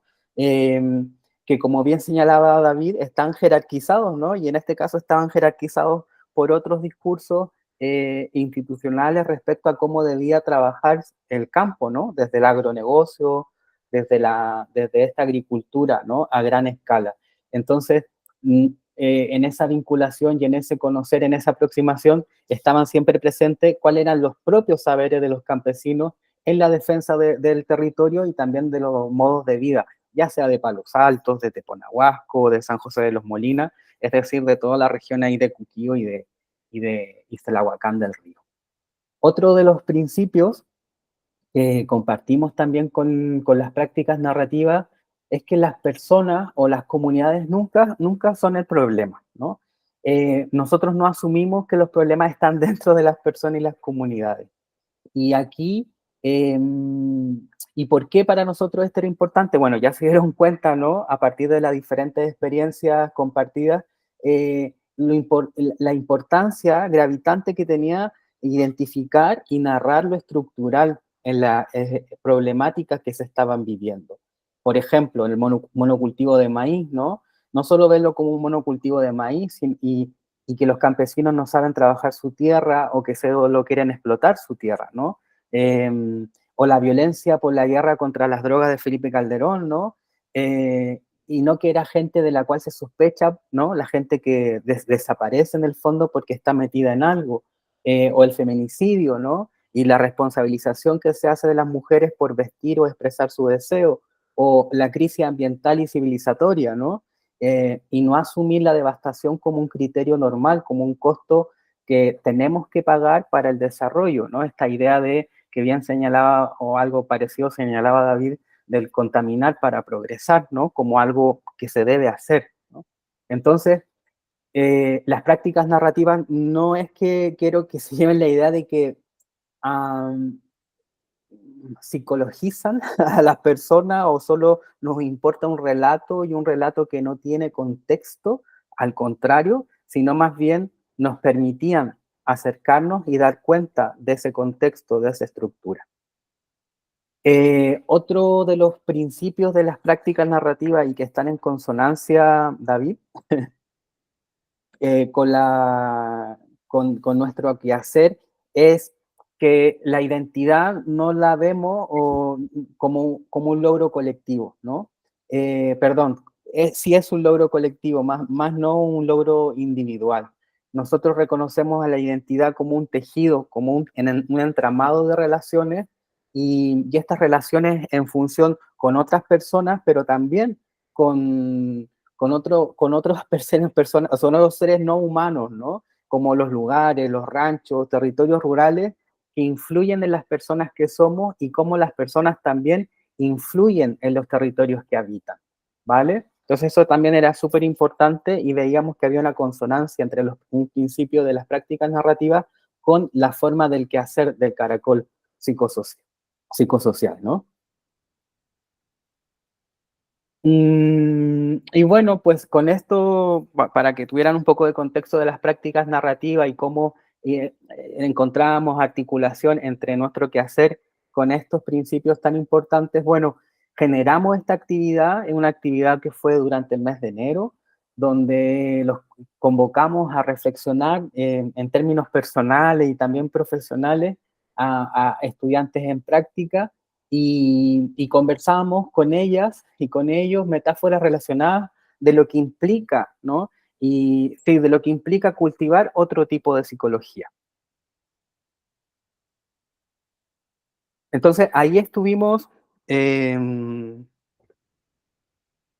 una jornada virtual, ¿no? Donde yo también pude participar, y ahí estuvimos, y en un principio, claro, desarrollamos esta conversación y también fuimos muy honestos en el fondo en pedirles primero que ellos resonaran a partir de la propia experiencia, ¿no? O sea, como que no queríamos que emitieran juicios ni negativos ni positivos en términos de la experiencia de los compañeros que se estaban compartiendo, sino más bien cómo resonaba con la propia experiencia personal. Y eso es súper importante recordarlo cuando estamos colectivizando, ¿no? Una experiencia.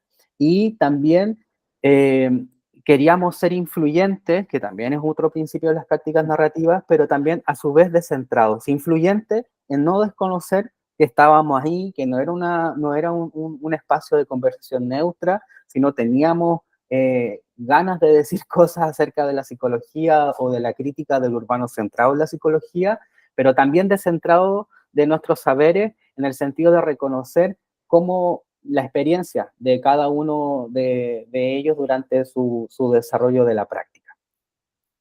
Y bueno, pues ahí trabajamos primero en un momento de estando todos juntos, luego nos dividimos en parejas y en parejas pudieron compartir y profundizar, sí, implicaciones, lo que habían hecho, los valores asociados al quehacer, a qué les había invitado, ¿no? En general, esta práctica. Y luego llegamos a un acuerdo, ¿no? Y el acuerdo fue realizar una carta, en este caso fue una carta como documentación colectiva acerca de su paso por el Caracol, para ser compartida a sus compañeros practicantes nuevos.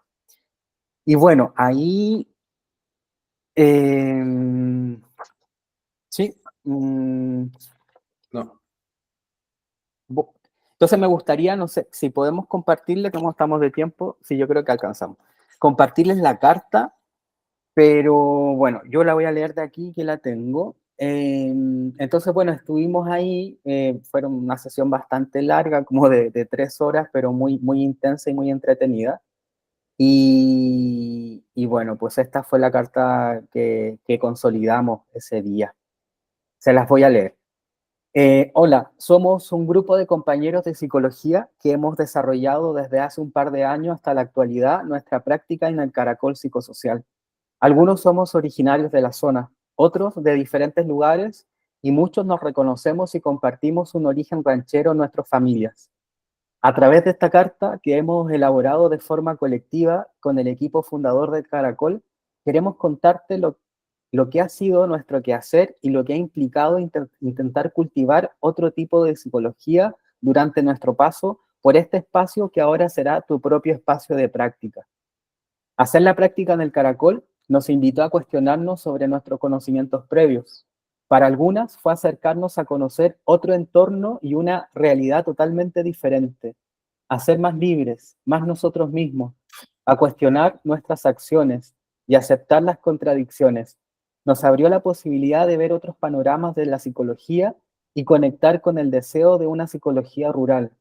Y también nos ayudó a dirigir nuestro camino después de la universidad. Durante el desarrollo de esta carta, hemos reflexionado sobre las implicaciones del urbanocentrado de la psicología. Una de las implicaciones que hemos identificado es que desde esta forma de hacer psicología se dejan de ver muchos procesos del contexto rural, en el cual habitan muchas personas, o que muchas veces es desafiante quitarnos la idea del urbano. Por ejemplo, dejar de ver a las niñeces desde el poder, en la forma de planear los talleres y en los que las niñeces necesitaban. Entonces comenzamos a ver que lo enseñado no era posible aplicarlo.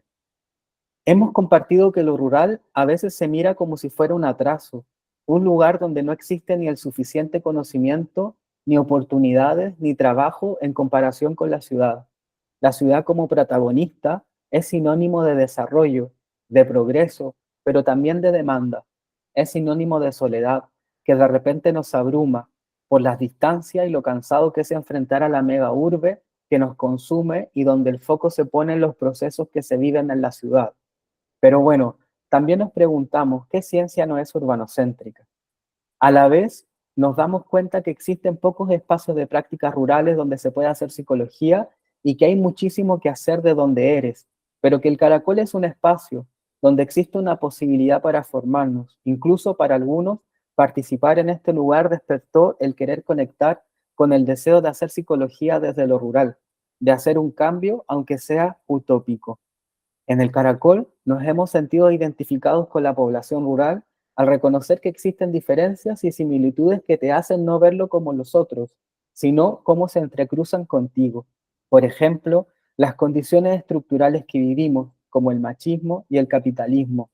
También durante nuestro paso hemos vivenciado que existen alternativas a las formas de vivir, amor colectivo y cercanía de construcción, dolor y el deseo de querer aportar algo a los demás. Cuando conectamos con las formas de cultivar la psicología durante el quehacer en el Caracol, nos damos cuenta que hemos aprendido a tener paciencia con los procesos, ir poco a poco, ser más conscientes de nosotros mismos y de otras realidades diferentes que existen, pero que ya no son ajenas a nosotros.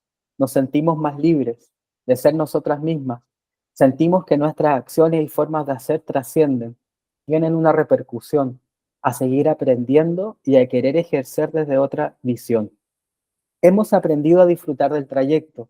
La misma ida al lugar nos mantenía motivadas con su grandiosa vegetación, las cascadas o las flores en temporada de invierno, a disfrutar de su deliciosa comida. Todo eso hace que ir al Caracol sea una gran aventura.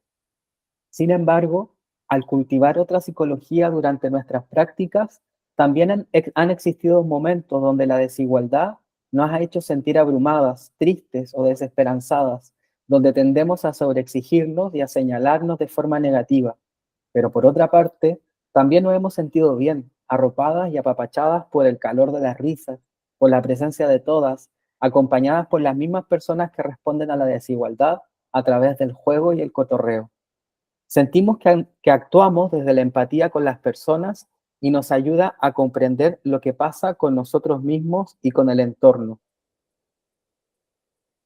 A no centrarnos solo en el individuo, a conocer el contexto y a la historia del mismo, conocer la mentalidad de cada rancho y cómo se entremezclan con diferentes culturas, a reconocer que a pesar de venir de diferentes contextos socioculturales, nos unimos para cuestionar, crear y reconstruir nuevas ideas y formas de relacionarnos, formando así una comunidad.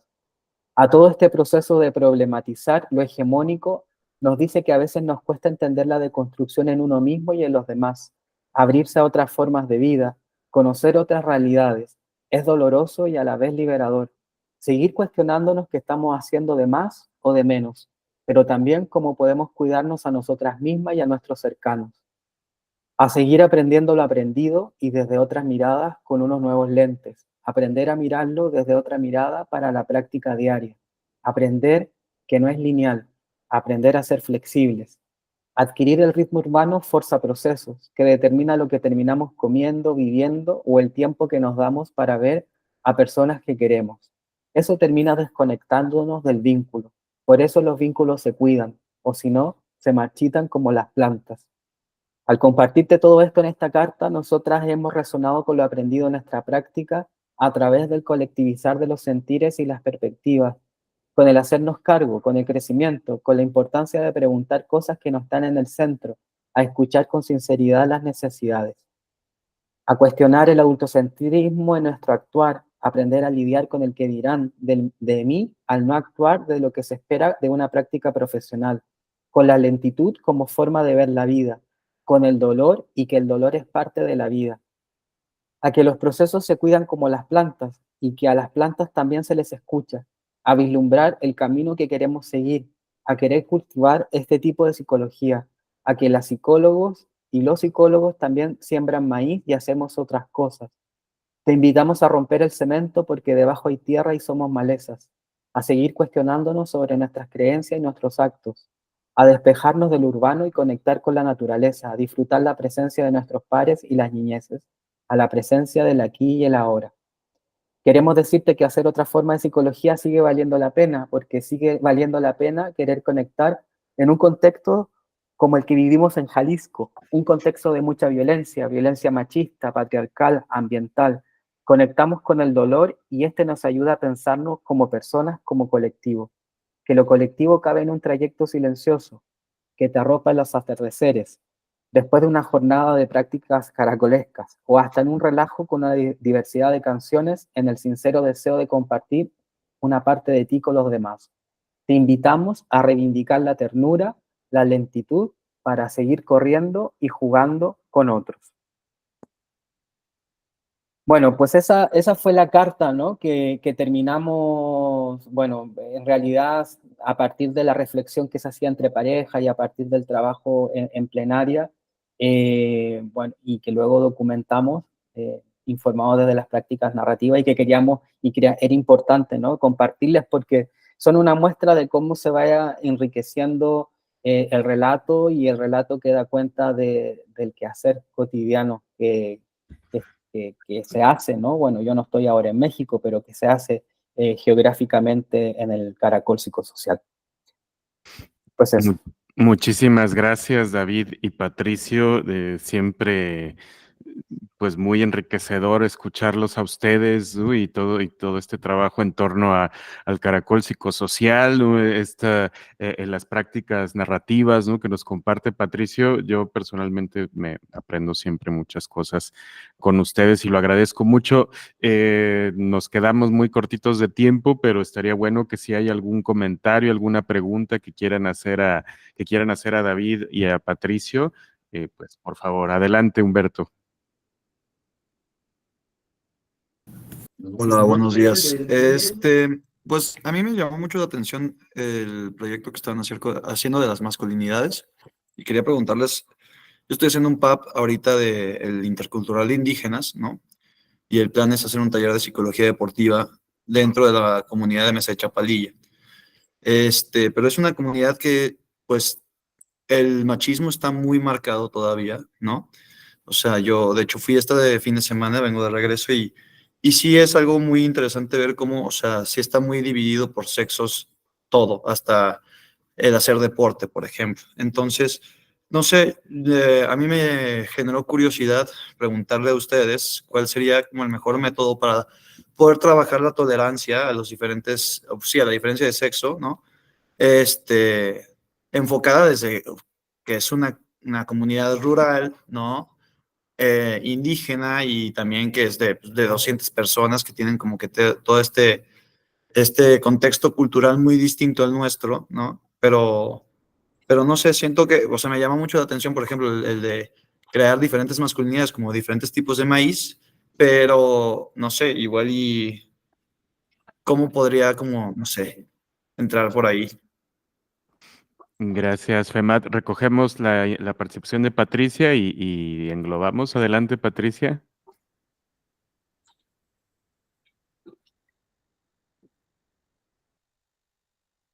No te escuchas, Patricia. No te escuchamos. Muchas gracias, perdón. Les agradezco esta charla, la verdad me pareció sumamente interesante y la verdad para mí es un punto de reflexión y de sensibilización acerca de pues, cómo nos relacionamos. La parte donde comentan que, bueno, muchos familiares pues, de lo que están ustedes, con las personas que ustedes se relacionan, pues los abuelos, los tatarabuelos, pues vienen de parte de zonas rurales. Pues en este momento yo me puse a hacer un recuento de mi historia y efectivamente, mi tatarabuelo, mis abuelos, mis padres vienen de zonas rurales y buscan hacia la ciudad una mejor vida, ¿no? Pero todo parte desde ahí. Entonces les agradezco esta charla porque en lo particular fue pues muy enriquecedora y me sensibilizó de una manera muy, muy personal. Gracias, Patricia. Adelante, amigos. Pues no sé si David te quieres... Bueno, es que Humberto, la verdad, no, o sea, comprendí como como lo que nos compartías, pero como no conozco lo que tienes, el objetivo, ¿no? De lo que tienes que hacer, claro, no sé cómo ayudarte. Bueno, déjenme aclarar un poco más. O sea, estoy haciendo Ajá. mi plan es hacer un taller de psicología deportiva en la comunidad, ¿no? Donde pues básicamente hablamos acerca de ciertos valores, ¿no? Y como que primero los platicamos, luego hacemos algo, pues alguna activación o algo práctico para que como que lo puedan ir transfiriendo de una manera más práctica. Y por último, nada más es como que volver a hacer, o sea, transferir la información que sí quede bien claro, ¿no? Y hay muchos valores que voy a tocar, pero uno de los valores que más me llamó la atención fue el de tolerancia a la diferencia de sexos, porque realmente, o sea, sí lo noté ahí, o sea, por ejemplo, de que iba manejando una mujer y decían, no, a ella no la dejen manejar porque ellas no saben, ¿no? O, no, ya valió porque esta es mujer, así, o sea, como que esos comentarios muy machistas, ¿no? Marcados. Y no sé, o sea, como que me gustaría saber algún método para poder abordar así este tema, pero de una manera donde realmente, no sé, sea como que efectivo, no nada más sea simplemente yo desde mi perspectiva, sino quisiera tener como algo un poco más amplio. Y ya que ustedes como que han tenido toda esta experiencia de lo rural y de los machismos, se me hizo como que podrían aportar mucho a como que a este punto en específico. Gracias, Humberto. Pues yo, así como pensaría en términos de la propia pregunta que haces, ¿no? Como algún método. Y, y si fuera así, yo pensaría como en esto que compartía Patricio de la escucha. O sea, creo que el mejor método es estar ahí, o sea, y como escuchar desde, o sea, porque seguro sí estoy de acuerdo en que aparecen esas frases como de violencias hacia la mujer, pero estoy casi seguro que también debe haber otras frases. Y quizá en términos de la narrativa, de lo que contaba Patricio, también hay que hacer visibles esas otras frases y preguntar más sobre ellas. No nada más quedarnos con lo primero que sale, que obviamente hay, o sea, de que hay esa violencia. O sea, no estoy diciendo ignora esa violencia y céntrate en otra cosa, sino hay que ver qué más hay junto con esa violencia. Eso sería como una forma para mí de escuchar el espacio. Y te entendí que también era a partir del fútbol. O sea, creo que también, o sea, pues jugar junto con ellos puede ser una manera de que justo conectes, no para tú dejarles en claro algún valor o algo, sino para poner a dialogar los valores que tú traes desde tu programa con lo que hay ahí. Y yo lo vería como o sea, es un proceso finalmente más largo que a veces cuando uno trae un proyecto y dices, pues nada más voy a poder ir 4 veces, ¿cómo le hago? Pero creo que si logras como conectar como más sensiblemente, sería más fácil, quizá no, en momentos más adelante, cuestionar algunas de esas violencias sin que eso signifique como ignorarlas.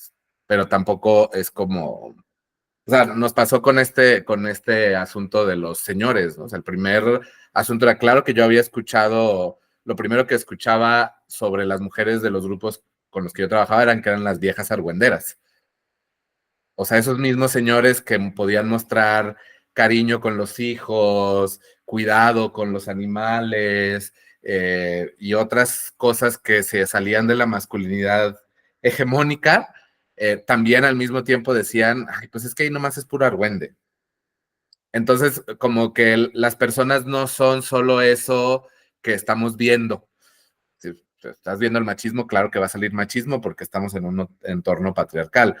Pero los hombres no son solo eso. Otra vez, no es que no haya que cuestionar eso, sino que la manera para que el cuestionamiento pueda transformar algo, siento que es desde la conexión y no desde el señalamiento. Y eso es lo que podría decir. Digo, porque además es muy breve y pido una disculpa pues porque me tardé demasiado en la historia y no hay chance de profundizar más como en las preguntas. Los invitamos el jueves, volvemos a tener sesión. Ahora sí ya tenemos que cerrar. Muchísimas gracias, David y Patricio, ¿no? Y a todos quienes se conectaron a escuchar y sí, esperamos tener otros momentos para recuperar todas estas inquietudes que han surgido hoy. Estoy seguro, ¿eh? Yo tengo acá un montón de notas. Bueno, pues nos vemos. Sí. Sí, Héctor, solo, yo sé que hay que cortar, solo Sí. que quien se quedó con, como algo de qué decir, si lo puede decir ahí en el chat, o qué les invita esta charla a hacer en el futuro, con qué resonaron, con qué se quedaron, aunque sea una idea, una palabra, una emoción, pues sería importante para nosotros conocerlas. Sale. ¿Vale? O en la página de Facebook del Caracol nos pueden escribir también. Caracol Psicosocial, por ahí o me las pasan a mí y yo se las hago llegar a Genial. Patricio. Bueno, un abrazo. Un abrazo muy fuerte. Chao. Chao. Bye. Gracias a todos. Chao. Gracias.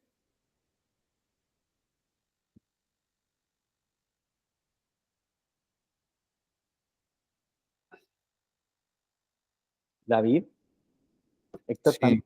Ah, vale, es que todavía quedan personas, pero creo que Héctor también se fue. Me imagino que te marco, ¿te parece? Sí. Si es que se puede, si es que se van desconectando, pues podemos. Sí, pensé que a lo mejor Héctor se quedaba un poco, pero quizá tiene Yo creo que tenía que hacer otra cosa también, sí. Gracias, Fer, gracias, Milena. Vale. Y bueno, yo no sé. Mira, acá creo que puedo. Bueno, te voy a tener que llamar. Milena, ¿estás? Bueno, yo creo que no. Entonces, Hola, perdón. Ah, Ya, gracias. Buen vale. día. Chao. Vale, súper bien. Ya, sí, pero bueno, lo bueno es que en un minuto así yo también traté, pero a ver, lo encontraba relevante, pero en un minuto que ya te vi emocionado, ya dije, ya valió. Y Justo lo iba a hacer te iba a interrumpir pero ya no, porque justo pensé que lo ibas a hacer, que era como, dije, pero puedes hacerlo ahora, como, ¿no? Pero bueno, pues ya está. O sea, no sabía que había pensé que tenía hasta las 6, ¿no? Pero bueno, creo que Héctor dijo 10 para las 6 y empiezo a cerrar. Está chulo, me hace súper, independiente de eso, porque me hubiese encantado tener más feedback, pero que en estas reuniones virtuales, como es muy complejo tenerlo, a mí me gustó mucho, ¿no? Como el tándem, se dice aquí, como vamos articulando una experiencia pasada con la resonancia de las narrativas, porque no es algo inventado, ¿sabes? Porque precisamente yo el ejercicio que hacía, a lo mejor no pude profundizar Oye, más. perdón. Ajá. Es que me doy cuenta que se sigue grabando. Vale. Pues entonces hablamos, te mando yo un meet, ¿vale? Sí. Bueno, ahí me imagino que Héctor saludamos a Héctor. Pinche güey, te fuiste. Es que luego sube la grabación. Entonces... No, pues tienes que cortarlo. Estimado doctor Eduardo Robledo García. Te queremos. Ya, Bye. vale. Chao.